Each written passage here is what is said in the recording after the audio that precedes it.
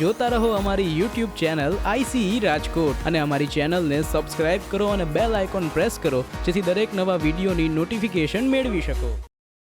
નમસ્કાર વિદ્યાર્થી મિત્રો, ICE ના YouTube ચેનલ પર આપ સૌનું હાર્દિક સ્વાગત છે. મિત્રો, આજે આપણે જે ઇમ્પોર્ટન્ટ કરંટ અફેર્સના ટોપિક પર ચર્ચા કરવાના છીએ.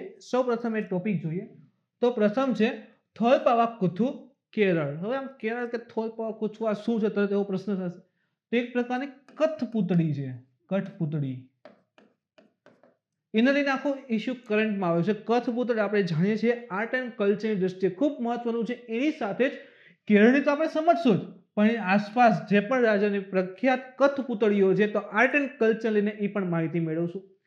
સેકન્ડ છે મુખ્ય યુદ્ધક ટેન્ક અર્જુન માર્ક 1A. તો એ પણ કરંટમાં છે, તાજેતરમાં સેનાને સમર્પિત કરી છે, તો એના વિશે વાત કરશું.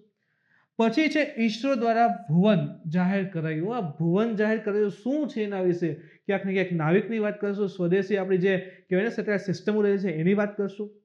એના પછી એક ઇમ્પોર્ટન્ટ છે એક રાષ્ટ્ર એક ration, one nation one ration card, તો એની વાત કરશું. અને એના પછી સૌથી અગત્યનો ટોપિક હોય તો વહીવટી સેવાઓમાં પાર્શ્વ પ્રવેશ. હવે પાર્શ્વ પ્રવેશ શું છે, જેને આપણે બેકડોર એન્ટ્રી પણ કહીએ છીએ. તો વહીવટી સેવા IAS IPS ની અંતર્ગતની વાત કરીએ કે પાર્શ્વ પ્રવેશની વાત છે. ક્યાંક ને ક્યાંક એને લઈને કેરળમાં આંદોલન પણ ચાલે છે, તો એની વાત કરશું મિત્રો. તો ચાલો આજનું આપણું કરંટ અફેર શરૂ કરીએ. તો એનો જે પ્રથમ ટોપિક છે થોલપાવાકુથુ કેરળ. તમે જો એક પ્રકારની કઠપૂતળી દેખાય છે, પાછળ કંઈક પડદો છે, લાઇટિંગ છે, અને કઠપૂતળી જે છે કહેવાય ને આમ ન પેલા આપણે નાના હતા આંગળીથી આમ દોરા બાંધી રાખી રમાડતા, એ પ્રકારની આખી કઠપૂતળી જોવા મળે છે. શા માટે કરંટમાં? તો કે તાજેતરમાં રોબોટ દ્વારા કેરળના પ્રખ્યાત મંદિર કલા થોલપાવાકુથુમાં એક ચામડાની છાયાની કઠપૂતળી બનાવવામાં આવી છે. એટલા માટે આખો ઇસ્યુ જે છે મિત્રો કરંટમાં આવેલો છે. ખાસ ધ્યાનમાં રાખજો કે રોબોટ દ્વારા જે છે આ વસ્તુ બનાવવામાં આવેલી છે. આગળ વધી એના પછી તો કે એના મુખ્ય બિંદુ કયા છે, તો તે કેરળની પરંપરાગત મંદિર કળા છે. મંદિર કળામાં શું થાય કે જે પણ મંદિરનો ઉત્સવ આવે, દિવસ હોય, તો એ સમય પ્રાચીન સમયથી જે વસ્તુ સેલિબ્રેટ કરીએ છીએ એ મંદિરમાં રજૂ કરવામાં આવતી હોય છે. તો તે એક પ્રકારની મંદિર કળા છે જે પલક્કડ અને તેની નજીકના વિસ્તારો સાથે સંબંધિત છે. પલક્કડ મિત્રો એક કેરળનો ડિસ્ટ્રિક્ટ રહેલો છે, જિલ્લો રહેલો છે. ખૂબ સરસ એની બ્યુટીફુલનેસ છે, સુંદરતા વધારે છે પલક્કડ જિલ્લાની. તો પલક્કડ અને નજીકના જે પણ વિસ્તારો છે ત્યાં આ કલા પ્રખ્યાત છે. આ કળા મોટા ભાગે પલક્કડ જિલ્લાના શોરનું વિસ્તાર છે અને ત્યાં પુલાવર પરિવારો સુધી મર્યાદિત છે. જો ખાસ કરીને અમુક એવી કલા હોય છે કે અમુક પરિવાર પૂરતી મર્યાદિત હોય, એ પરિવારના લોકો જાણતા હોય. જેવી રીતે ઘણા સંગીતના ઘરાના હોય છે કે અમુક પરિવારના લોકો જાણતા હોય છે. કેટલીક એવી ચિત્રકલા હોય છે કે અમુક પરિવારના લોકો જાણતા હોય છે. કેટલીક એવી જે કહેવાય ને કપડા ઉપર જે છે ભાત કરવાની કળા હોય એ અમુક ફેમિલી જાણતા હોય છે. પટોળાની કલા છે જે અમુક સિલેક્ટેડ પીપલ જાણતા હોય છે. તો આ પણ એક પ્રકારની એવી કલા છે જે પુલાવર પરિવારો સુધી મર્યાદિત રહેલ છે. કેરળની પ્રાચીન કલાકૃતિઓમાં થોલાપાવાકુથુ અથવા તો જેને આપણે કહીએ છીએ છાયા કઠપૂતળી એ નાટકનું પ્રમુખ સ્થાન છે. જે નાટક કરવામાં આવે ને કે કોઈને કોઈ સ્ટોરી જણાવવામાં આવતી હશે, કોઈ ભાગ જણાવવામાં આવે, તો એનું એક મુખ્ય સ્થાન રહેલું છે. તે આર્ય અને દ્રવિડ સંસ્કૃતિના એકીકરણનું એક ઉત્તમ ઉદાહરણ છે. મિત્રો, ખૂબ જ ઇમ્પોર્ટન્ટ લાઈન છે. આ પ્રશ્ન પોસિબલ છે કે આર્ય અને દ્રવિડ જે કલ્ચર રહેલા છે એના એકીકરણનું બેસ્ટ એક્ઝામ્પલ. હવે એ પણ પ્રશ્ન છે કે આર્ય અને દ્રવિડ શું છે, કેવી રીતે કલ્ચર. તો આ રીતે આપણું ભારત રહેલું છે. તો કે સાઉથ ઇન્ડિયા છે મિત્રો, આ દ્રવિડિયન કલ્ચર છે. દ્રવિડ કલ્ચર કહેવાય. દ્રવિડિયન મંદિરની શૈલી એવું આપણે ભણીએ છીએ.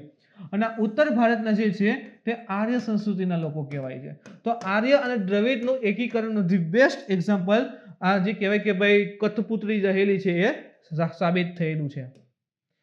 તે પલક્કડ જિલ્લાના કાલી મંદિરોમાં વાર્ષિક તહેવારો દરમિયાન કરવામાં આવતો એક વિધિ છે. વાર્ષિક તહેવાર દર વર્ષે કીધું શરૂઆતમાં કે ભાઈ કોઈ વર્ષ પૂરું થતું હોય તો વર્ષનો એક તહેવાર કે જે પરંપરાગત રીતે મંદિર માટે ઇમ્પોર્ટન્ટ હોય તો ત્યારે તહેવારનું સેલિબ્રેશન થતું હોય છે.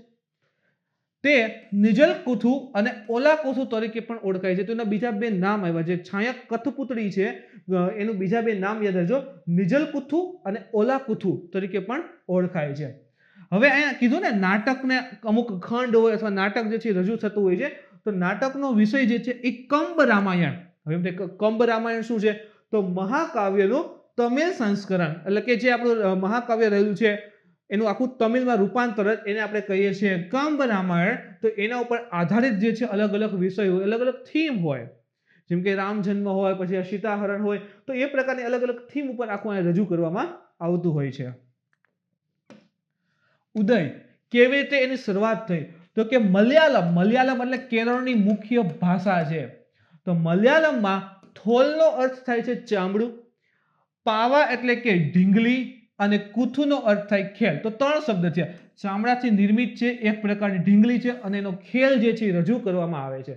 તો થોલા પાવા કુથુ, થોલા પાવા કુથુ એટલે થઈ ગઈ આપણી કઠપૂતળી. તો એ 3 શબ્દથી બનેલી છે. જો કે આ પરંપરાગત કળાનો જે મૂળ વિશેષની સચોટ માહિતી જે છે ઉપલબ્ધ નથી કે ભાઈ પર્ટિક્યુલરલી કયા વિસ્તારમાંથી કઈ સાલથી કોના દ્વારા આ કળા શરૂ કરવામાં આવી હતી, એ પર્ટિક્યુલરલી ક્યાંય જાણકારી મળતી નથી. પરંતુ કેટલાક લોકો તેને 1200 વર્ષ જૂનું હોવાનું માને છે. તેનું પ્રદર્શન પલ્લક્કડના ભદ્રકાળી મંદિરો જે રહેલા છે ત્યાં રામાયણની કથાઓ બોલીને કરવામાં આવતું હોય છે. કીધું ને આપણે, તો તમિલ ભાષામાં આખું સંસ્કરણ રહેલું છે, એ ત્યાં ગાય અથવા તો એના અમુક ખંડનું ગાયન કરવામાં આવે અને આખી રજૂઆત જે છે કરવામાં આવતી હોય છે. પ્રદર્શનમાં શું? તો કે આ મનોહર કળાને, મનોહર એટલે મનને હરી લેવાની, બહુ સરસ દેખાતી હોય છે મિત્રો. તો મનોહર કળાને એક વિશેષ મંચ ઉપર પ્રદર્શિત કરવામાં આવે છે. જેમ કે એમણે કીધું ને સ્ટેજે એનું વિશેષ હોય. શા માટે? તો કે ત્યાં મંદિરના આંગણે જે છે એને કુથુમદમ કહે છે. મંદિરનું આંગણું જે હોય છે અને ત્યાં આખી કલા રજૂ કરે છે તો એને કુથુમદમ કહે છે. આ કળાને કીધું સ્ટેજ શા માટે ઇમ્પોર્ટન્ટ? તો લેમ્પના પ્રકાશ અને અગ્નિની સાથે પૌરાણિક આકૃતિઓનો ઉપયોગ કરીને પ્રદર્શિત કરે છે. શરૂઆતનું ચિત્ર જો યાદ કરો, મેં કીધું કે પડદો હતો, પાછળ લેમ્પ હતા અથવા તો આગ હોઈ શકે અને એનો જે કહેવાય કે શેડો હોય છે ત્યાં આખી આ કળા જે છે એ રજૂ કરવામાં આવતી હોય છે. એટલે તો મનોહર દ્રશ્ય ઉત્પન્ન થતું હોય છે. મુખ્ય જે આ કઠપૂતળી રહેલી છે એને પુલાવન તરીકે ઓળખવામાં આવે છે. મુખ્ય કઠપૂતળી હશે એને કયા નામે ઓળખશું? તો કે પુલાવન તરીકે ઓળખશે. વપરાયેલ સંગીતના સાધનો, હવે આખું જે સોંગ ને બધું ગાય છે તો કયા કયા સાધનનો ઉપયોગ કરે છે? તો અજુપારા, ચેંદા અને મેડલમ એ પ્રકારના સાધનો રહેલા છે જેનો ઉપયોગ જે છે એ મ્યુઝિક તરીકે કરવામાં આવે છે. હવે મેં તમને કીધું કે આના સિવાય અન્ય રાજ્યની પણ જે ફેમસ કઠપૂતળી છે એને પણ જાણશું. જેમ કે રાજ્ય અને એની કઠપૂતળી, તો આંધ્રપ્રદેશમાં જે છે એને થોલુ બોમ્મલતા કહેવાય છે. યાદ રાખજો, થોલુ બોમ્મલતા. પછી કર્ણાટકમાં તોગલુ ગોમેયતા તરીકે ઓળખ થાય છે. મહારાષ્ટ્રમાં ચર્મા બહુલી નાટ્ય કહે છે. ઓડિશામાં રાવણ છાયા, આ ઘણી વખત પૂછાઈ ગયેલી છે. કેરળમાં થોલુપાવા કુથુ, હમણાં યાદ રાખ્યું. અને તમિલનાડુમાં થોલ બોમ્મલતા. આ પ્રકારે અલગ અલગ સ્ટેટમાં, ખાસ કરીને જે સાઉથ ઇન્ડિયન સ્ટેટ રહેલા છે એમાં આ કઠપૂતળીઓ ઓળખાય છે. તો અહીંથી મિત્રો ઘણી રીતે પ્રશ્ન પોસિબલ છે. પર્ટિક્યુલર તમિલનાડુ પૂછે ને આ 4 આપી દે, સેકન્ડની આ 4 રાજ્ય આપે ને સામે 4 જોડી પૂછે, તો ઘણી રીતે પ્રશ્ન પોસિબલ થાય છે.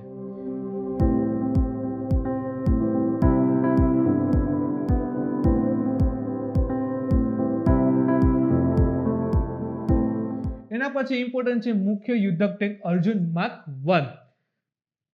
તમે જો આ DRDO ને સમર્પિત થઈ છે અને પ્રધાનમંત્રી દ્વારા એને દેખાડવામાં આવે છે.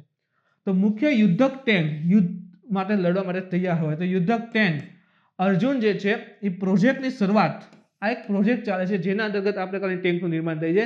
તો આ પ્રોજેક્ટની શરૂઆત જે છે એ 1972માં DRDO દ્વારા કરવામાં આવે છે.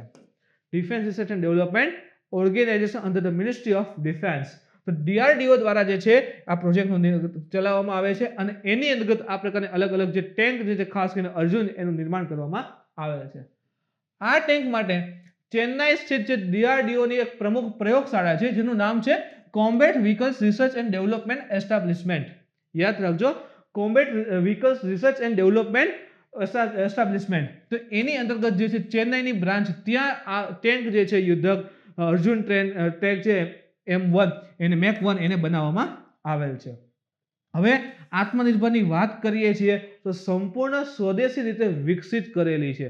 તેનું મેક્સિમમ મટીરિયલ જે યુઝ કરેલું છે, એમાં જે કમ્પોનન્ટ, આ બધું ભારતે પોતાની રીતે બનાવ્યું છે. તો સંપૂર્ણ સ્વદેશી રીતે વિકસિત છે.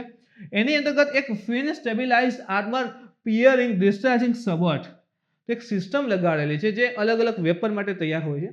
તો એ જે દારૂ ગોળાની ક્ષમતા હોય ને, એટલે કે આમ જે બોમ્બ મારવાની ક્ષમતા, દૂર ફેંકવાની, એ વધારે સારી ડેવલપ થઈ છે. Second thing 120 mm calibre rifle gun. તમને ખબર હોય તો ઓલું આમ એક ટેન્ક કોઈને આમ પકડીને ધડ ધડ ધડ બોલાવતા હોય છે, તો એ રાઇફલ ગન. તો 120 mm કેલિબર રાઇફલ ગન એ મુખ્ય યુદ્ધ ટેન્ક અર્જુનની વિશેષતામાં દર્શાવેલ છે. તો એને જે ફેંકવાની કેપેસિટી જે વધેલી છે, આની સાથે જ જે રાઇફલ ગન છે એ પણ આની વિશેષતા અહીં રહેલી છે. તે એક કમ્પ્યુટર નિયંત્રિત ઇન્ટિગ્રેટેડ ફાયર કંટ્રોલ સિસ્ટમથી સજ્જ છે. તો એક આખું કહેવાય ને કે કોમ્પ્યુટર નિયંત્રિત અને આખી જે ફાયર સિસ્ટમ જે છે કોમ્પ્યુટર નિયંત્રણમાં રાખી શકાય. ઇન શોર્ટ કે પર્ટિક્યુલરલી એને આપણે નિયંત્રિત આખી કરી શકીએ છીએ કોઈ જગ્યાએ બેસીને, અને જે તમામ પ્રકારના પ્રકાશમાં સ્થિર દૃશ્યતા પ્રદાન કરે છે. રાત દિવસ ઇન શોર્ટ કે ઓલ વેધર સિસ્ટમ પણ આમાં રહેલી છે.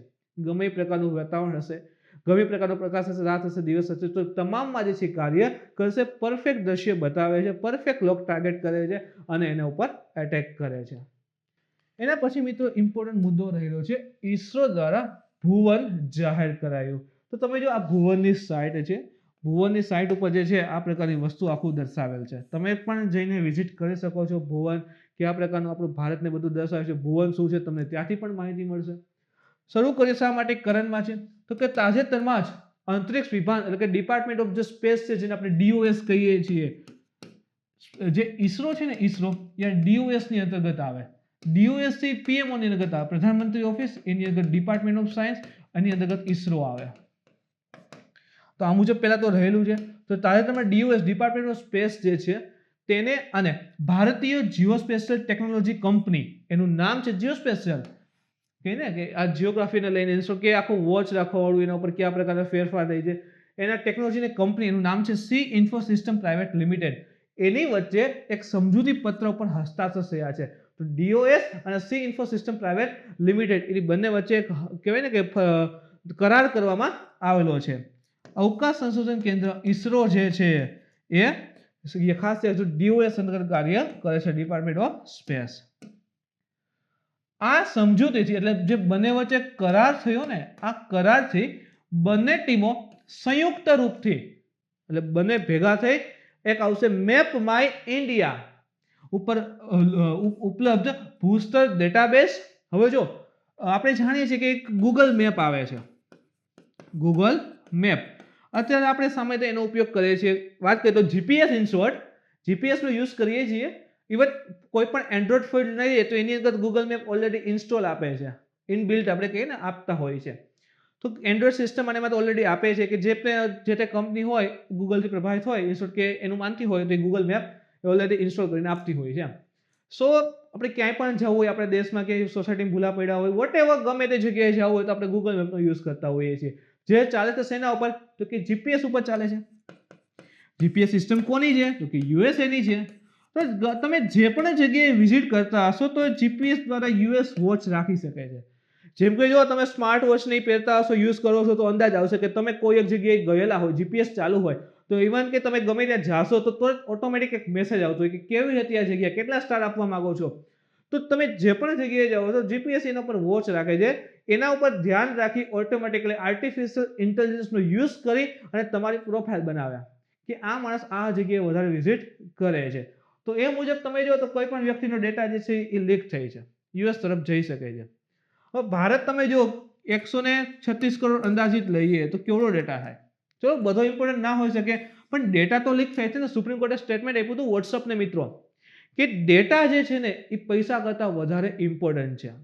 સુપ્રીમ જે વોટ્સઅપ હતો ને એને લઈને આખી જે કહેવાય કે ભાઈ નિર્ણય હતો, એમાં કીધેલું હતું કે અમારા વ્યક્તિનો ડેટા પૈસા કરતાં વધારે મહત્વપૂર્ણ છે. તો વ્યક્તિઓની ઇન્ફોર્મેશન જે છે એ કોઈ પણ કારણોસર લીક થવી જોઈએ નહીં. તો આનો એક ઓપ્શન તો કે મેપ માય ઇન્ડિયા આપણી પાસે રહેશે. સેકન્ડ થિંગ, ભાઈ લીક થઈ તો આપણા દેશમાં જ છે, બાકી કોઈ પાસે જવાનો નથી.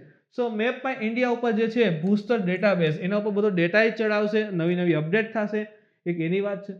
નાવિક વેબ સેવાઓ, નાવિક ઉપગ્રહની પણ વાત કરશું, તથા API એટલે કે એપ્લિકેશન પ્રોગ્રામિંગ ઇન્ટરફેસ, એનો ઉપયોગ કરીને સમગ્ર ભૂસ્તર પોર્ટલને ચિહ્નિત અને બિલ્ડ કરવામાં સમર્થ હશે. તો બંને જે છે કરાર કરે છે, અલગ અલગ સબ્જેક્ટ ઉપર વોચ રાખે છે, અથવા તો બંને ભેગા થઈ અને આખું સમગ્ર ભૂસ્તર પોર્ટલ આખું ભારતને કવર કરી શકે એના ઉપર જે પણ વિવિધતા છે કોઈ પણ વ્યક્તિ કહી જાય છે વેધર સિસ્ટમ જે તમામ પ્રકારની સુવિધા ઉપલબ્ધ થઈ શકે એ પ્રકારની અહીં જે છે બિલ્ડ કરવા માટે સમર્થ થશે બને એવી અહીં એ માટે કરાર કરે છે. આ ભૂસ્તર પોર્ટલોનું નામ શું છે તો યાદ રાખો, એક છે ભુવન, સેકન્ડ છે વેદાસ અને ત્રીજું છે મોઝડેક. યાદ રાખજો, ભુવન, પછી મેદાસ અને મોઝડેક. આ પોર્ટલના નામ યાદ રાખજો, ઇમ્પોર્ટન્ટ છે મિત્રો. હવે એને પણ જોઈએ તો કે ભુવન શું છે, મુખ્ય તથ્યમાં ભુવન તો કે ભુવન જે છે એ તો પેલા ઈસરો દ્વારા વિકસિત અને સંચાલિત એક નેશનલ જીઓ પોર્ટલ રહેલું છે. જીઓ પોર્ટલ રહ્યું છે તો કોના દ્વારા ડેવલપ છે, જો ઇમ્પોર્ટન્ટ પ્રશ્ન થઈ ગયો તો કે ઈસરો દ્વારા ડેવલપ છે અને ઈસરો એને સંચાલિત કરે છે. તેમાં ભૌગોલિક ડેટા, સેવા અને વિશ્લેષણ માટેના સાધનો હોય છે. ભૌગોલિક ડેટા ક્યાં, ભૌગોલિક ડેટા ઇન્સ્યોર કે ક્યાં પર્વત, નદી, આ તે બધી પ્રકારની માહિતી. તો ભૌગોલિક ડેટા સર્વિસીસ આપે છે અને વિશ્લેષણ પણ એના માટેના સાધનો જે છે એ શેમાં ઉપલબ્ધ હશે, ભુવનમાં ઉપલબ્ધ હશે. એની પછી વાત કરીએ તો સેકન્ડ પોર્ટલ હતું VEDAS, visualisation of earth observation data and archival system. VEDAS તો full form visualisation of earth observation data. જો અર્થ ઓબ્ઝર્વેશન ડેટા તો પૃથ્વી ઉપર વોચ રાખશે, અવલોકન કરી માહિતી, એન્ડ આર્કાઇવલ સિસ્ટમ, આર્કાઇવલ ભેગું કરવી ટાઈપનું. તો જે પણ ડેટા આવે છે એ બધો ભેગો કરી અને આખો એક મેપ જેવું નિર્માણ કરશે. હવે જે વસ્તુ જીપીએસ કરે કે બધી વસ્તુ અલગ હોય ભેગું કરે એટલે આખું મેપ બની જશે. સેમ વસ્તુ જે પણ અલગ ડેટાઓ છે એને વિઝ્યુલાઇઝ કરશે અર્થ પૃથ્વી ઉપર ઓબ્ઝર્વેશન કરીને અને પછી આર્કાઇવ એટલે કે બધો ડેટા વ્યવસ્થિત કરશે અને આખું જે છે આપણું જે આખું ભારતનું ચિત્ર જે છે ડેવલપ કરશે કે કયા પ્રકારની કયા સિસ્ટમ હશે. ખાસ કરીને પૃથ્વી નિરીક્ષણ ડેટા જે છે એ માનસિક ચિત્ર અને આર્કાઇવલ સિસ્ટમ જે છે એક ઓનલાઈન ભૌગોલિક પ્રોસેસિંગ પ્લેટફોર્મ છે જે ખાસ કરીને શિક્ષણ, સંશોધન અને સમસ્યાઓ માટેના કાર્યક્રમો માટે ઓપ્ટિકલ, માઇક્રોવેવ, થર્મલ અને અતિ સંવેદનશીલ જે પૃથ્વી નિરીક્ષણ જે અર્થ ઓબ્ઝર્વેશન એ ડેટાનો ઉપયોગ કરશે. જે અલગ ડેટા હોય ને, શિક્ષણને લઈને છે, સંશોધન હોય, માઇનિંગ હોય, તો એ બધો ડેટા જે છે ભેગો કરે કે ભાઈ આ જગ્યા ઉપર શિક્ષણનો આ વિધિ છે. જેમ કે શિક્ષણને લઈએ છીએ, માઇનિંગને લઈ શકીએ તો એ પ્રકારે અલગ જગ્યાએ માઇનિંગ ચાલતું હોય, ખોલશો અહીંયા છે તો એ બધા કોલસાના પ્લેસ ભેગા કરી અને આખું ચિત્ર ડેવલપ કરી શકે. તો એ પ્રકારે આનું કાર્ય જે છે એ રહેશે. તો આ બધા માટે માનસિક ચિત્ર અને આર્કાઇવલ સિસ્ટમ એટલે આખું જે ચિત્ર ડેવલપ થાય છે બધું ભેગું કરે છે એના માટેનું આ એક પ્રકારનું પ્લેટફોર્મ સાબિત થશે વેદાસ. એના પછી આગળ વધી મિત્રો, મોઝડેક. એક તો નામ થોડુંક વિચિત્ર લાગે, સહેલું છે મિત્રો, meteorological and oceanographic satellite data archival centre. જો આ એક શબ્દ આવ્યો ઓશિયોનોગ્રાફી, ઇમ્પોર્ટન્ટ છે યાર. શા માટે? સમુદ્રશાસ્ત્ર.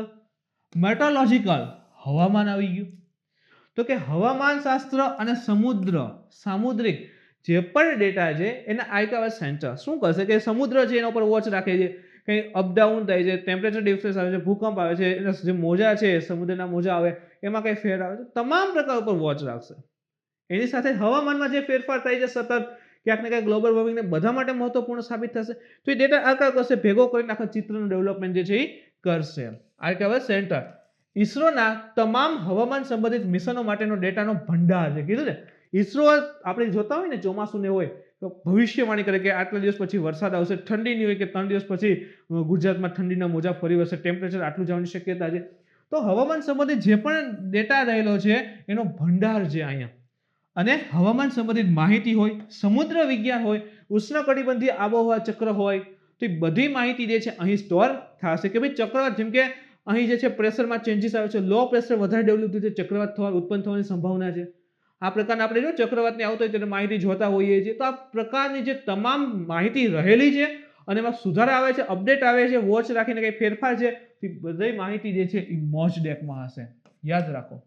તો ઓમાં ત્રણેયમાં ફેર શું છે એ વસ્તુને યાદ રાખજો. એકમાં જીઓગ્રાફિકલ ડેટા છે, એકમાં અલગ પ્રકારના જોયા કે શિક્ષણની બધા સેવાઓના ડેટા છે અને આની મોઝડેકમાં જે છે એ હવામાન ને સમુદ્રશાસ્ત્રના ડેટા રહેલા છે. એના પછી વાત કરીએ નાવિક. આ નાવિક શું છે? તો નેવિગેશનલ વિથ ઇન્ડિયન કોન્સ્ટલેશન એટલે કે ભારતીય આપણે નેવિગેશન જીપીએસ નો યુઝ કરી નેવિગેશન માટે ક્યાંથી કેમ રસ્તાને જવું છે તો એ જ વસ્તુ આપણી ભારતીય વર્ઝન આપણું ઇન્ડિયા બનાવ્યું એ નાવિક છે એવું સમજો.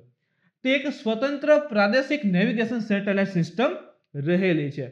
સેટેલાઇટ દ્વારા આખી નેવિગેટ થાય છે, કયો રસ્તો ક્યાં છે, તમામ પ્રકારની માહિતી મળે છે. તો આપણી પોતાની સ્વદેશી ડેવલપ આખી ટેકનિક છે જે ભારતીય ક્ષેત્ર તથા ભારતીય મુખ્ય ભૂમિ, આખું ભારત તો આવશે પણ આસપાસનું થોડુંક ક્ષેત્રમાં કવર કરીએ છીએ અંદાજિત 1500 કિલોમીટરના અંતરના સ્થાનોની માહિતી જે છે એ આદાન પ્રદાન કરવા માટે મહત્વપૂર્ણ સાબિત થશે. તો 1500 કિલોમીટર લગીનો ડેટાની પહોળાઈની બધું જે છે એટલા વિસ્તારને કવર કરી માહિતી આપણને મળી શકે છે. તો યાદ રાખજો, નાવિક રિજનલ નેવિગેશન સેટેલાઇટ સિસ્ટમ છે. ઉપયોગ ક્યાં થશે? તો કે તે સ્થળીય, હવાઈ અને દરિયાઈ સંશોધન માટે થઈ શકશે. એનો તમામ પ્રકારની વોચ રાખે છે, જેમ જીપીએસ માં એમાં બધી માહિતી મળે એ જ પ્રકારે અહીં માહિતી મળશે. ડિઝાસ્ટર મેનેજમેન્ટમાં યુઝ થઈ શકે. વાહન ટ્રેકિંગ એન્ડ ફ્લીટ પ્રબંધન. હવે ફ્લીટ પ્રબંધન, ફ્લીટ મેનેજમેન્ટ શું હોય? જેમ કે જો વાહન ટ્રેકિંગ કરવું હોય, કોઈને ટ્રેક કરવો, આપણે કેમ જીપીએસ લગાવીને ટ્રેક કરતા હોય, તો એ રીતે વાહન ટ્રેકિંગમાં થઈ શકે. આના સિવાય ફ્લીટ પ્રબંધન, જે આપણે આર્મીઓની આખી ટુકડીઓ પસાર થતી હોય ને, કે આપણે આખી એક આર્મીની આખી ટુકડી અહીંથી પસાર થાય છે, તો એના ઉપર પણ વોચ રાખી શકીએ. આપણે પોતે જીપીએસ આપણે નાવિક દ્વારા વોચ રાખી શકીએ કે ભાઈ ક્યાંયથી કંઈ વાંધો નથી, ખતરો નથી ને, તો એ પ્રકારે પણ એ વોચ રાખીને આપણે એને બચાવ કરી શકીએ છીએ. તો ફ્લીટ પ્રબંધનમાં પણ ઉપયોગ થઈ શકશે. આના સિવાય મોબાઈલ ફોન સાથે એકત્રીકરણ, તો આપણે જેમ જીપીએસ આવે છે તો એ મુજબ આવી શકે. ચોક્કસ સમય માપવાની માહિતી મળે. મેપિંગ એન્ડ ભૌમિતિક ડેટા, આખો મેપ મળે છે. ભૌમિતિક ડેટા, ક્યાં પર્વત છે, નદી છે, પઠાર છે, ઉચ્ચ પ્રદેશ છે, બધી માહિતી મળે છે. ક્યાં સમુદ્ર આવે છે, ક્યાં સરોવર છે. પદયાત્રીઓ અને અન્ય મુસાફરો માટે સ્થળીય નેવિગેશન, હાલીને જતા હોય, યાત્રા કરવા ગયા હોય, ભૂલા પડી ક્યાંથી કયો રસ્તો નજીક છે જેથી જલ્દી પહોંચી, તો એ પ્રકારની સુવિધા પણ અવેલેબલ. ઇન શોર્ટ, જે જીપીએસ આપે એની બધું આમાં મળી રહે. ડ્રાઈવરો માટે વિઝ્યુઅલ અને વોઇસ નેવિગેશન. આપણે જોઈએ ને કે આપણું ધ્યાન હોય, આપણે નેવિગેશન સ્ટાર્ટ કરીને મૂકી દઈએ તો નજીક આવે તો કહે કે અહીંથી ડાબી તરફ વળો, અહીંથી જમણી તરફ વળો, take left turn, take right turn, એવું બોલે છે ને. તો સેમ વસ્તુ અહીંયા પણ જો વોઇસ નેવિગેશન જે છે એ રાખવામાં પણ આવેલું છે. હવે આ નાવિક સિસ્ટમમાં કેટલા ઉપગ્રહ સમાવિષ્ટ છે એની વાત કરીએ. આ સિસ્ટમમાં INSS ના ટોટલ કેટલા છે? 8 ઉપગ્રહ સમાવિષ્ટ છે. એને યાદ રાખો. અને 8 માંથી એક ઉપગ્રહ જે છે એ મેસેજિંગની સેવાઓ પણ પ્રદાન કરશે. તો ટોટલ 8 છે, એમાંથી એક શું છે? મેસેજિંગ સેવા આપશે. એટલે ટોટલ કરીએ તો 7 લઈ શકીએ, કારણ કે એક જે છે મેસેજિંગ માટેનું છે. આમાંથી 3 ઉપગ્રહ જે છે એ હિન્દ મહાસાગરની ઉપરના ભૂસ્તર કક્ષામાં સ્થિત હશે. તો આવી રીતે આપણે મૂકીએ, બહાર ડ્રો કરીએ તો હિન્દ મહાસાગર છે એની ઉપર અવકાશીય જે કક્ષા, ભૂસ્તર કક્ષા હશે ત્યાં સ્થિત હશે. કેટલા? તો કે 3 ઉપગ્રહ. એટલે કે આ ઉપગ્રહો આ ક્ષેત્રની ઉપરના આકાશમાં સ્થિર દેખાશે. એટલે આપણે અહીં હિન્દ મહાસાગર ઉપર વિષુવવૃત્તના ક્ષેત્રમાં જઈને આમ જોઈએ તો આપણને ત્યાં ઉપગ્રહ શું દેખાશે? સ્થિર, ગતિ નહીં કરતો, એમને ત્યાં ઊભો હશે એવું દેખાશે. અને બાકીના 4 ઉપગ્રહ ટોટલ કીધા ને 8, એમાંથી એક તો મેસેજિંગ, એને દૂર કરો, બાકી વધશે કેટલા? 7. તો 7 માંથી 3 જે છે એ હિન્દ મહાસાગરની ઉપર જે જીઓસ્પેશિયલ ભૂસ્તર કક્ષા છે ત્યાં છે, અને બાકીના જે 4 ઉપગ્રહ રાખેલા છે એ ક્યાં છે? તો કે ભૌગોલિક ભ્રમણ કક્ષામાં સ્થિર હશે. એટલે આપણે દરરોજ એને જોઈને તો આપણને ત્યાં સ્થિર દેખાય, આખું ભરીને આવે તો ત્યાં જ હોય. તો દરરોજ આકાશમાં એક જ સમયે એક જ બિંદુ ઉપર દેખાતા હશે. તો ટોટલ તમે જુઓ તો 7 ઉપગ્રહ જે છે રાખેલા છે. સ્વદેશી ગ્લોબલ નેવિગેશન સિસ્ટમની આવશ્યકતા શા માટે ઊભી થઈ? શા માટે જીપીએસ ના બદલે આપણે આપણી પોતાની નાવિક સિસ્ટમ ડેવલપ કરવી પડી? મેં તમને કીધું હમણાં જ કે આપણે જ્યાં પણ જઈએ છીએ આખો ડેટા જે છે ક્રિએટ કરે છે, માહિતી રાખે છે, ડેટા લીક થવાની શક્યતા છે. કોઈ પણ દેશની પાસે સ્વદેશી ગ્લોબલ નેવિગેશન સિસ્ટમ હોવાથી ખાસ કરીને આવા પ્રકારની આશ્વાસન નીતિઓની ગેરંટી દ્વારા દેશની વિકસિત સુરક્ષા પ્રદાતા તરીકે ક્ષમતા ડેવલપ થાય છે. દેશની જે છે સિક્યોરિટીને લઈને જે ડેવલપમેન્ટ છે દેશનું એ ખૂબ વધારે સારું થાય છે. જેમ કે તમને કીધું હમણાં આપણો આખો આર્મીનો બેડો પસાર થતો હોય તો એના ઉપર વોચ રાખી શકીએ છીએ, માહિતી મેળવી શકીએ છીએ. જીપીએસ હોય અમેરિકાનું છે, આજે ઉઠીને માહિતી આપે, કાલ ન પણ આપણે બંધ કરી દે તો આપણે શું કરવાનું? આપણે નવરા થઈ જઈએ. એટલા માટે અહીં શું કરે છે કે ઈસો ઓપ્શન રાખે છે કે અમારી પાસે આ છે. જેમ કે જો આપણે જે આત્મનિર્ભર બનીએ છીએ, ડે બાય ડે હરેકના ઓપ્શન છે. મોનોપોલી છે ને એ તોડી નાખીએ છીએ. મોનોપોલી સારી નથી હોતી. તો અહીં શું કરે છે? ઈસરો જે છે ગૂગલ મેપ માટે લઈ આવે છે મેપમાં ઇન્ડિયા.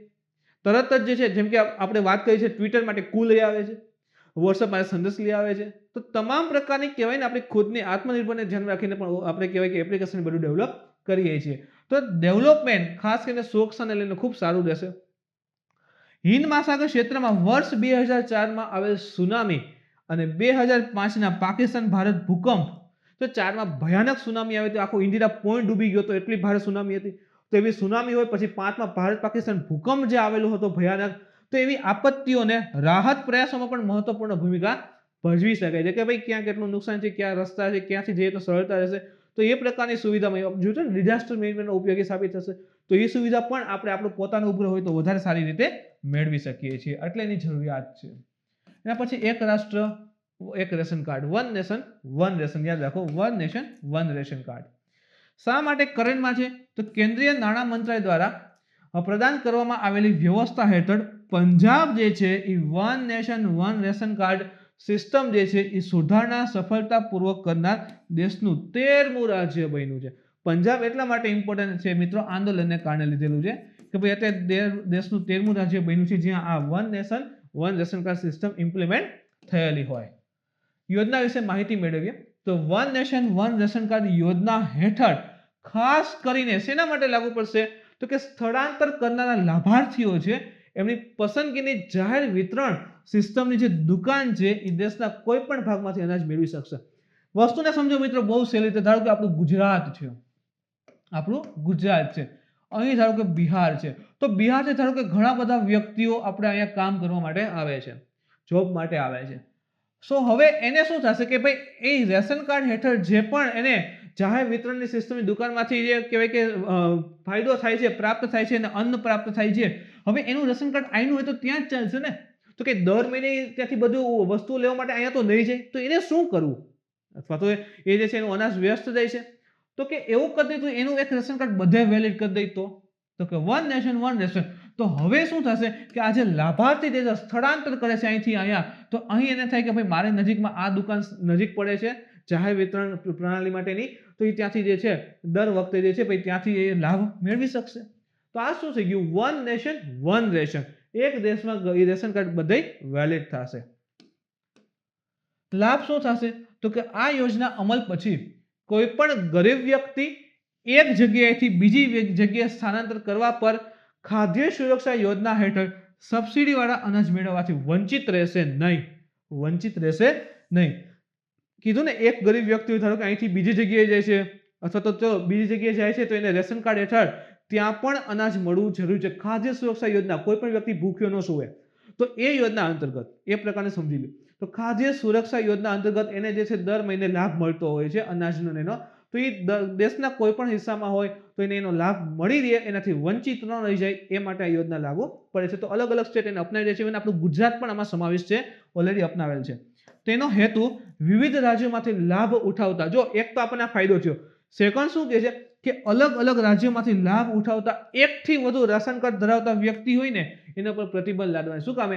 આખા દેશમાં એક જ રેશન કાર્ડ વેલિડ થઈ ગયું તો ગુજરાતનું અલગ, બિહારનું અલગ, મધ્યપ્રદેશનું અલગ, એવું જે કરતા એ બધા કેવા થઈ જાય? બંધ. શું કામે? એક જ કાર્ડ બધે વેલિડ થઈ જશે તો ઓટોમેટિક બધા બંધ થઈ જાય. મહત્વ શું? તો કે આ યોજના લાભાર્થીઓને સ્વતંત્રતા આપે છે. એક પ્રકારની સ્વતંત્રતા આપશે, કારણ કે તો કે તેઓ કોઈ એક જાહેર વિતરણ પ્રણાલી, પબ્લિક ડિસ્ટ્રીબ્યુશન સિસ્ટમ જે છે એની દુકાન સાથે બંધાયેલા નહીં હોય. એક જ દુકાન નહીં કે ચલો મારે અનાજ લેવું છે, મારે બિહારમાં ઠેક જવું જોઈએ, અરે શું કરીશું, એવું કોઈ બંધાયેલા નથી. મારી નજીક આ પડે છે, આજે હું અહીંયા જોબ કરું છું તો આ નજીક પબ્લિક ડિસ્ટ્રીબ્યુશન સિસ્ટમની દુકાન મળે છે તો હું ત્યાંથી લઈશ. કાલે ઉઠીને હું કચ્છમાં જાઉં છું તો ત્યાંથી મને સસ્તું પડે ત્યાંથી લઈશ. કાલે ઉઠીને એમપીમાં જાઉં છું તો ત્યાંથી મને નજીકમાં મળે છે ત્યાંથી લઈશ. પણ વન રેશન કાર્ડ બધે વેલિડ. તો એ પ્રકારના ઘણા બધા ઓપ્શન આપે છે, અહીં બનાવેલો નથી. દુકાન માલિકો પરની તેમની નિર્ભરતા કેવી થઈ ગઈ? ઓછી થઈ ગઈ. કે દુકાન માલિક ઉપરની નિર્ભરતા એની ઓછી થઈ ગઈ. ધમકી આ તે વોટેવર કે અહીંથી જ લેવા આવવાનું છે ગમે એમ, એવું બધું બંધ થઈ જશે. આ યોજનાના અમલીકરણથી જે પીડીએસ પબ્લિક ડિસ્ટ્રીબ્યુશન સિસ્ટમ જાહેર વિતરણ પ્રણાલી છે એના ભ્રષ્ટાચારના કેસો પણ શું આવશે? અંકુશ આવશે. કે ચલો જેમ કે જો બિહારનો વ્યક્તિ હોય, હવે બિહાર નથી જઈ શકતો તો એનું અનાજ ધારો કે આ દુકાનદાર હોય એ બીજા નામે કોકને આપી દે, વેચી નાખે. આપણે ગુજરાતમાં તો એને ખબર નહીં હોય. હવે શું થશે કે આ બિહારનો જે વ્યક્તિ છે એનું રેશન કાર્ડ રજીસ્ટર હશે નેશનલ લેવલ પર, તો શું થશે કે એને ગુજરાતમાંથી મેળવી લીધું તો અહીંયા એના એકાઉન્ટમાં શું મળશે કે અનાજ મળી ગયું છે. તો જે ભ્રષ્ટાચાર એવું થાય છે કેવું થઈ જશે? ઓછું થઈ જશે. એક રાષ્ટ્ર વન રેશન કાર્ડનું પ્રમાણભૂત બંધારણ, એના ઉપર વાત કરીએ.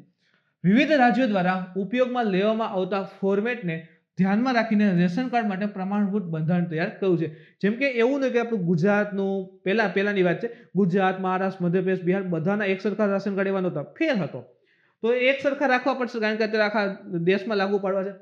તો રાષ્ટ્રીય પોર્ટેબિલિટીને ધ્યાનમાં રાખીને રાજ્ય સરકારોએ દ્વિભાષીય ફોર્મેટમાં રેશન કાર્ડ બનાવવામાં કહેવામાં આવેલું છે, જેમાં એક જે તે સ્થાનિક હોય, જેમ કે આપણું ગુજરાત હોય તો એક તો ગુજરાતીમાં લખેલું હશે અને બીજું હશે અધરવાઇઝ હિન્દી હશે અધરવાઇઝ ઇંગ્લિશ.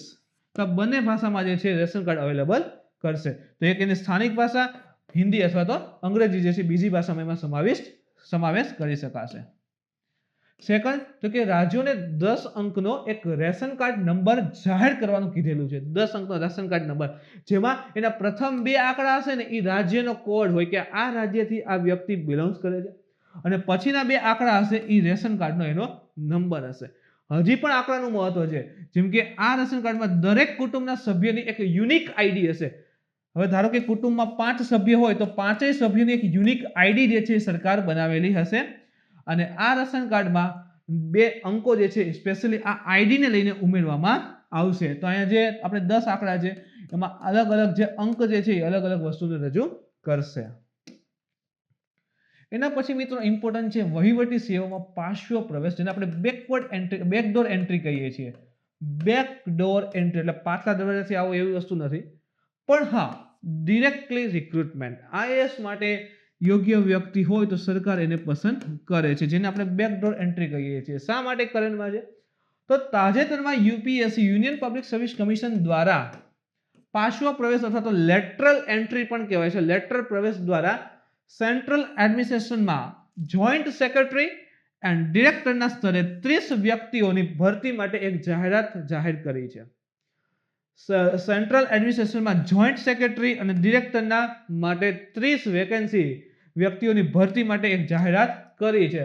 કઈ એન્ટ્રી? તો લેટરલ પ્રવેશ દ્વારા, લેટરલ એન્ટ્રી દ્વારા. હવે આપણે મુખ્ય મુદ્દા સમજીએ. પાર્શ્વ પ્રવેશ હોય છે શું? આ લેટરલ એન્ટ્રી હોય છે શું?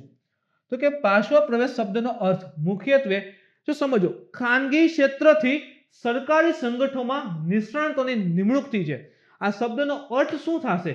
આ શબ્દનો અર્થ એ નીકળે છે કે ખાનગી ક્ષેત્રમાં જે તે વ્યક્તિ પ્રાઇવેટ સેક્ટરમાં જોબ કરે છે, હવે એ સરકારી સંગઠનમાં એની જે નિપુણતા રહેલી છે, એની જે માસ્ટરી છે, એની જે નિષ્ણાંત રહેલ છે, તો એના આધારે એને પ્રાઇવેટમાંથી સીધા ગવર્મેન્ટ સેક્ટરની અંતર્ગત લેવામાં આવે.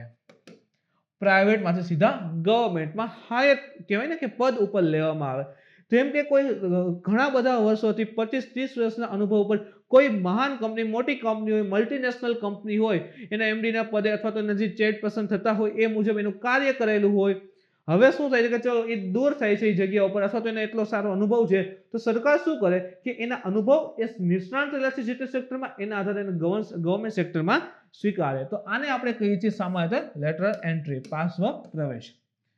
સરકાર જે છે એ મહેસૂલ, નાણાકીય સેવા, આર્થિક બાબતો, કૃષિ, સહકાર અને ખેડૂત કલ્યાણ, માર્ગ પરિવહન અને હાઈવે, શિપિંગ, પર્યાવરણ, વન અને હવામાન પરિવર્તન, નવીનીકરણ ઉર્જા, નાગરિક ઉડ્ડયન અને વાણિજ્યમાં કુશળતા ધરાવતા વ્યક્તિઓની શોધમાં છે. કે ભાઈ આ સેક્ટરમાં જે પાવરફુલ વ્યક્તિ હોય, પાવરફુલ એમ નહીં શું કે ચલો આપણું ગ્રેજ્યુએશન પૂરું છે એટલે હાલી ગયા, એમ નહીં. એમાં નિષ્ણાંત હોય, ઘણા બધા વર્ષોનો એક્સપિરિયન્સ હોય, એટલા લેવલ ઉપર હાઈ લેવલે કામ કરેલું હોય, તો એ જે વ્યક્તિઓ જે છે સરકારની શોધ કરે છે અને આના માટે એને ડાયરેક્ટલી રિક્રુટ પણ કરતા હોય છે. હવે પાર્શ્વ પ્રવેશના કેટલાક ફાયદા છે, જેમ કે જટિલતાને સમજવા. હાલના વહીવટી પડકારોને નેવિગેટ કરવા માટે સરકારને તેમના ક્ષેત્રમાં કુશળતા અને વિશેષ જ્ઞાન ધરાવતા લોકોની જરૂર છે. જો શું કહે છે કે હાલ જે પણ પડકાર રહેલા છે, જેમ કે ચલો આપણે નવીનીકરણ ઉર્જાની વાત કરીએ, અથવા ચલો એના પણ સરળતાથી આપણે ખેતીવાડી ઉપર જઈએ, કૃષિમાં જઈએ, તો કૃષિ માટે જે પણ વ્યક્તિ ખૂબ વધારે કુશળ હોય, એના વિશે વિશેષ જ્ઞાન ધરાવતા હોય. એટલે એવું નહીં સમજો ચલો આપણે ખેતી કરવી છે એના પૂરતું જ ના, ખેત ઉત્પાદન કેવી રીતે વધે એની આંતરરાષ્ટ્રીય લેવલ, એટલે વિચાર કરો ખેતર ખેડિયાથી લઈને એની નિકાસ થાય છે આંતરરાષ્ટ્રીય માર્કેટ, વર્લ્ડ બેંકમાં, આ તે બધી ઇફેક્ટ વ્યક્તિનું નોલેજ હોય, ત્યાં સુધીનું નોલેજ હોય, એના ઉપર અનુભવ હોય, કાર્ય કરેલા હોય, તો એવા વ્યક્તિઓની સરકારને જરૂર છે. એનાથી દેશની જે સિચ્યુએશન છે સુધરી શકે છે. તો એને લઈને જે પડકાર આવે છે સોલ્વ કરવામાં આ વ્યક્તિનો મોટો ફાળો હોઈ શકે. કર્મચારીની જરૂરિયાત, જેમ કે કેન્દ્રમાં આઈએએસ અધિકારીઓની અછત જે રહેલી છે એને દૂર કરવા આ લેટરલ એન્ટ્રી જે છે એ મદદરૂપ સાબિત થશે. કે ભાઈ ડાયરેક્ટલી રિક્રુટ કરે છે, સારો એવો એક્સપિરિયન્સ છે, એના વિશે નોલેજ છે, તો એને એ પોસ્ટ એને યોગ્ય ગણી શકાય. સંસ્થાકીય સંસ્કૃતિ, તે સરકારી ક્ષેત્ર આર્થિક કાર્યક્ષમ અને અસરકારક મૂલ્યો સ્થાપિત કરવામાં મદદ કરશે. શું કહે છે? આર્થિક કાર્યક્ષમ અને અસરકારક મૂલ્ય. તો એને જે પણ પ્રાઇવેટ સેક્ટરમાં જોબ કરતી વખતે, પ્રાઇવેટ સેક્ટરની અંતર્ગત સર્વિસ આપતી વખતે, સેવા આપતી વખતે જે પણ એનો એક્સપિરિયન્સ છે એના દ્વારા સરકારી ક્ષેત્રમાં આર્થિક એની એફિશિયન્સી અને જે કહેવાય ને કે એની ઇફેક્ટ આવશે એ ખૂબ વધારે મજબૂત બનાવવામાં સાબિત થઈ શકશે. તો એનો એક્સપિરિયન્સ જે છે એની મહત્તમ ઉપયોગિતા આપણે લઈ શકીએ છીએ. સંબંધિત અન્ય મુદ્દા પર વાત કરીએ તો પારદર્શક પ્રક્રિયાની જરૂરિયાત ઊભી પણ થશે. જેમ કે આ યોજનાની સફળતાની ચાવી યોગ્ય લોકોની પસંદગીમાં પારદર્શક અને સ્પષ્ટ પ્રક્રિયામાં હશે. કે ખરેખર એને લાયક વ્યક્તિ હશે, એ પદ માટે યોગ્ય હશે, જેનાથી દેશને ફાયદો થશે, દેશની જનતાને ફાયદો થશે અને દેશની સેવા કરી શકે એ પ્રકારના વ્યક્તિ અહીં હોવો જોઈએ. ટ્રાન્સપેરન્સીની જરૂરિયાત ઊભી થશે. સંગઠનાત્મક મૂલ્યોમાં તફાવત, જેમ કે સરકારી અને ખાનગી ક્ષેત્રમાં મૂલ્યોમાં નોંધપાત્ર તફાવત હોય. કોઈ પણ વ્યક્તિ જે છે એ ગવર્મેન્ટ સેક્ટરમાં કાર્ય કરતો હોય અને પ્રાઇવેટ સેક્ટરમાં કાર્ય કરતા હોય તો એમાં ઘણો બધો તફાવત હોય છે. બંનેની સિસ્ટમ અલગ હોય છે, બંનેના ગોલ અલગ હોય છે, બંનેને કાર્ય કરવાની મેથડ અલગ હોય છે. તો એક અહીં ચેલેન્જિંગ સાબિત થશે કે પ્રાઇવેટ સેક્ટરમાં ઘણા વર્ષો સુધી કાર્યરત થયા પછી એને ગવર્મેન્ટ સેક્ટરમાં મૂકવામાં આવે તો એની જે સિસ્ટમ હોય છે એને સમજવી પડે અને એ મુજબ એને વર્તવું પડતું હોય છે. તે સુનિશ્ચિત કરવું જરૂરી છે કે જે લોકો આ સિસ્ટમ દ્વારા આવે છે તે પૂર્ણરૂપથી પ્રણાલીને વ્યવસ્થિત કરવામાં કુશળ અને સક્ષમ હોય, એ પણ જાણવું જરૂરી છે. હવે પ્રાઇવેટ સેક્ટરમાંથી ધારો કે 25 વર્ષ 30 વર્ષના એક્સપિરિયન્સ છે કોઈ એક વ્યક્તિને, મલ્ટીનેશનલ ઉપર કામ કરે છે, આ ફિલ્ડમાં રહેલા છે, ઘણી બધી અલગ અલગ ગ્રુપમાં સભ્ય પણ રહેલા છે.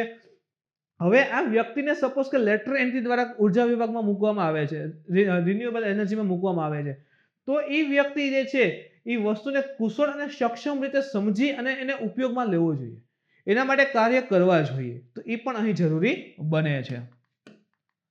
એના પછી વાત કરીએ તો લાભનો ઉદ્દેશ અને જાહેર સેવાની તુલના. જેમ કે જો ખાનગી ક્ષેત્રમાં મુખ્ય શું હોય? લાભનો ઉદ્દેશ. ખાનગી પ્રાઇવેટ સેક્ટર છે, કંપની ચલાવી છે તો શું હશે? પ્રોફિટ તો થવો જ જોઈએ, તો જ કંપની ચલાવી શકાય, તો જ કંપની રાખે. તો ખાનગી ક્ષેત્રનો અભિગમ શું છે? લાભલક્ષી છે, પ્રોફિટ હોવો જોઈએ. અને બીજું બાજુ સરકાર શું છે? તો કે જાહેર સેવા છે. જેમ કે જો UPSC, that is not a job. આ જોબ નથી, આ શું છે? એક પ્રકારની સર્વિસ છે, સેવા છે. એટલે GPSC, Gujarat public service commission સેવા છે. તો અહીં જે છે ઉદ્દેશ્ય શું છે? જાહેર સેવાનો છે. તો આ એક મૂળભૂત સંક્રમણ પણ છે, આખું ચેન્જિંગ પણ છે કે અહીં જે છે એ લાભલક્ષી હોય, અહીં શું હશે? સર્વિસ લક્ષી, સેવાલક્ષી છે. જેમાં ખાનગી ક્ષેત્રના વ્યક્તિને સરકાર સાથે કામ કરતી વખતે સંક્રમણમાંથી પસાર થવું પડશે. પ્રાઇવેટ સેક્ટરમાંથી આવશે, ત્યાંથી ગવર્મેન્ટમાં જશે, તો એ વખતે આ પ્રકારના સંક્રમણમાંથી પસાર થવું જોશે કે ભાઈ ના, દરેક જગ્યાએ લાભ નથી જોવાનો હોતો, ક્યાંક સેવા પણ જરૂરી છે. તો અહીં લાભલક્ષી લક્ષ્યને બદલે સર્વિસમાંનો લક્ષ્ય રાખવો પડે છે. આંતરિક પ્રતિકાર પણ મળશે. જેમ કે જુઓ, જે પણ યુપીએસસી માટે મહેનત કરી આ રીતે આવેલા છે, આ પદ ઉપર પહોંચેલા હોય, આઈએએસ ને રે, હવે બેકડોર એન્ટ્રી દ્વારા કોઈ એક વ્યક્તિને સીધો લેવામાં આવે છે તો ઓટોમેટિકલી આને લઈને કેટલાક ગ્રુપ હશે, એનો સામનો પણ કરવો પડશે. ધારો કે એક એબીસી નામના વ્યક્તિને એના અનુભવને આધારે ડાયરેક્ટ રિક્રુટ કરે છે આઈએએસ, અને બીજો એક વ્યક્તિ જે છે આઈએએસ ની મહેનત કરીને આવે છે, આ રીતે થોડા વર્ષો વાંચે છે, ખર્ચો કરે છે, પરીક્ષા પાસ કરે છે મહેનત કરીને. તો આનો આખા ગ્રુપ હશે, આઈએએસ તૈયારી કરતા જે પણ ગ્રુપ હોય યુપીએસસી ના એના, તો એનો વાંધો પણ ઘણા અંશે ઉઠાવી શકે છે કે ભાઈ અહીં સીધા તમે રિક્રુટ કરો છો, શું એને યોગ્ય છે કે નહીં. તો આ રીતે હાલના અધિકારીઓ પણ સમાપ્ત કરી શકે. જેમ કે ધીરે ધીરે આ પ્રકારે એન્ટ્રી લેવા મળશે તો હાલ જે અધિકારીઓ છે એનો વિરોધ કરશે, ધીરે ધીરે એના વિરોધમાં એ દૂર પણ થતા જશે કે આ રીતે આવશે તો અમારે કરવું નથી. તો એ રીતે હાલના અધિકારીઓ પણ દૂર થવાની સંભાવના રહેલી છે. તો મિત્રો, આ હતું આજનું કરંટ અફેર્સ. આજના લેક્ચરમાં કંઈ ડાઉટ હોય, ક્વેરી હોય તો તમે કોમેન્ટ કરીને જણાવી શકો છો. મિત્રો, આજનો વિડીયો ગમ્યો હોય તો લાઈક કરો, શેર કરો, તમારા મિત્રો સુધી પહોંચવા માટે કોશિશ કરો. કાલે ફરી મળીશું નવા ટોપિક સાથે. Thank you.